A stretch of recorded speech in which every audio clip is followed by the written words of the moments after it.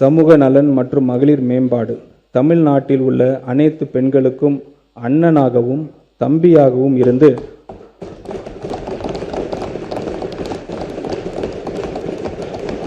அவர்களுக்கு எப்போதும் துணை நிற்பவர்தான் நமது மாண்புமிகு முதலமைச்சர் அவர்கள். திருமணம் என்பது ஒவ்வொரு பெண்ணின் வாழ்விலும் ஒரு மகிழ்ச்சியான தருணமாகும்.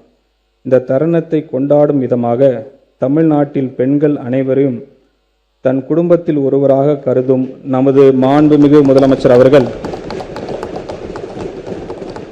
அப்பெண்களின் திருமணம் நாளில் நமது அரசின் சார்பாக 8 கிராம் தங்க நாணயமும் ஒரு பட்டு புடவையும் அண்ணனின் சீராக வழங்க இருக்கிறார். இத்திட்டத்தினை செயல்படுத்த திருத்த வரவு செல்ல திட்ட மதிப்பீடுகளில் 812 கோடி ரூபாய் நிதி ஒதுக்கீடு செய்யப்படுகிறது.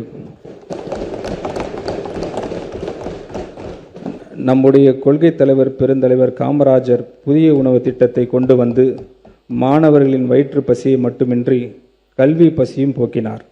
நண்பா மற்றும் நம்பிகள் மேல் பேரன்பு கொண்ட நம் மாண்புமிகு முதலமைச்சர் அவர்கள்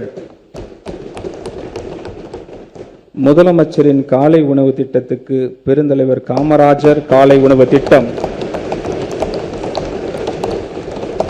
என பெயர் வைத்து பெருந்தலைவருக்கு பெருமை சேர்த்துள்ளார்.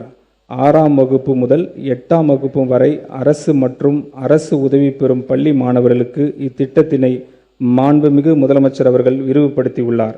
தந்தை பெரியாரின் பிறந்த நாளான செப்டம்பர் திங்கள் 17ஆம் நாள் முதல் செயல்படுத்தப்பட உள்ள இத்திட்டத்தின் மூலம் கூடுதலாக 15,414 பள்ளிகளில் பயிலும் 15.14 லட்சம் மாணவர்கள் பயன்பெறுவர்.